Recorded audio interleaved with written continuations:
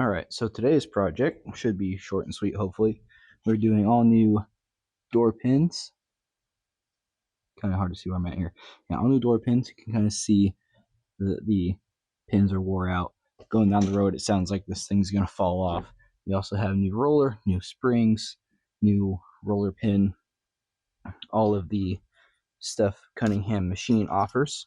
All new pins, the rollers, even the strikers, as here's a pretty decent groove wore into my strikers as well. So that's what we're going to try and knock out today real quick. All right, first thing I'm going to do is get this spring out of here. And for that, you're going to need this little spring compressor tool. Should be able to see the part number on there. And we'll just kind of shove it up in there, capture that spring, and tighten that nut down.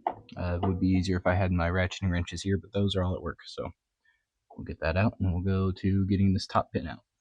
And there we go. That's what it looks like getting our old spring out. Now with that spring out, we can see how wore out the rivet here is for our roller, the roller chick arm. So that's all wore out. So next thing I believe I need to do, I need to get a punch and a hammer and knock that top pin down. And we gotta get that bushing out of there and put new bushings and pins in the top.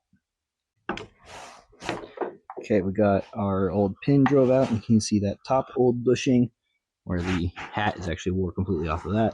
Then there's our other bushing. Got the jack on the door dropped down enough to where I can knock that top bushing out, and then I'll figure out how to get that bottom one knocked out. Alright, so you do got to get your door to where this side of the hinge is out of the way, because this top bushing comes up, and the bottom one is going to go down, so I'm going to have to manipulate the door to get clearance for that one to come out as well. Alright, so to get this top bottom bushing out, I have to take the bottom pin out, and then that allows me to scoot over on this lower bracket as well as on the jack to get this top bushing out. You can see how out of round that hole is, causing all my rattle. So since that's out, we'll get our other two bushings out, and then we'll get our roller out, just in case you wanted more example of how wore out these were. Whole lot of room to wiggle on that pin. Even down here, slides all the way down to the knurling. Yep, way wore out. All right, as far as our roller pin, let me get my light. As far as our roller pin, has this riveted top on it, as well as our roller arm. I don't really have anything that can get in there too well as far as power tools, so I'm going to try just some chisels and a file and just try to knock those off, because the new stuff comes with bolt-in attachment points. Yeah, and then the roller pins bolt in as well. Got our old roller arm out.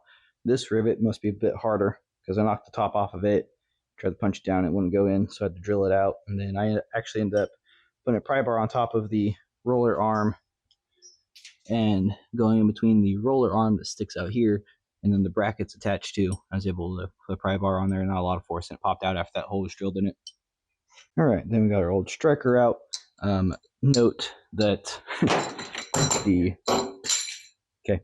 the nut part is inside there and is not held on, at least not in my case. But there is a pocket back here.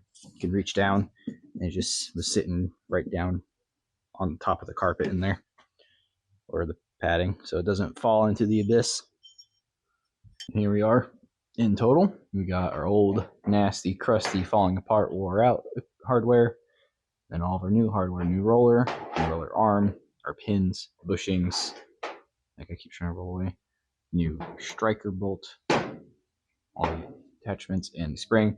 What I thought was interesting is you can actually see the old spring did actually sit down a bit. So there we go. We're going to get all the new stuff put in. There's the new striker in. Again, there's little access pockets back here to hold the nut on there and tighten it up. And I didn't feel a lot of room for adjustment on this, so I just went ahead and tightened it down. Looks like it's damn near in the same spot, so we'll send it and make adjustments if needed. But yeah, moving on. All right, got our new roller pin in there. I did have to tap mine in there. I've seen other people where that lower section just slides up in there. I had to tap mine, and I had probably a little burr or something catching it, nothing too crazy. And then you just drop the bolt in and tighten it down. All right, moving on to installing our bushings. I did get their bushing install tool, and I'm going to start on the very bottom one, going in from the bottom. And there are 2 different size bushings, but you'll figure out which one goes where, because like this one will not fit, or it does fit in this hole but super loose. This one actually needs pressed. And so you just tighten that nut or that bolt and hold that side with the wrench until that is nice and flush. I did also adjust my door. You can see the bracket is now below, so we're kind of hanging on. I don't have paint on here I need to worry about scratching, so it'll work. All right, we got all our bushings in, nice and shiny, pressed in super easy with that tool. So now I just got to get everything set back up, make sure my hinges aren't, my brackets aren't bent, and put the pins in. I almost got caught slacking, almost forgot my roller arm, so got that in there. Now I just got to line up the holes for the pins, drop the pins in, and then we'll get our spring in, and then we'll be done. All right, there we go. Top pin comes in from the bottom, got our E-clip on there, and then bottom pin goes in from the top, got our clip on there as well. Looks like maybe the brackets are bent a little bit. You can see some gap between a couple of the sides. We'll see how it closes, but first I'm going to get my spring in there. All right, got the spring up in there on its locator lugs just fine. Super easy. Got the light off the door. Let's see how she closes. That's probably the best that door has ever closed the entire time I've owned this truck.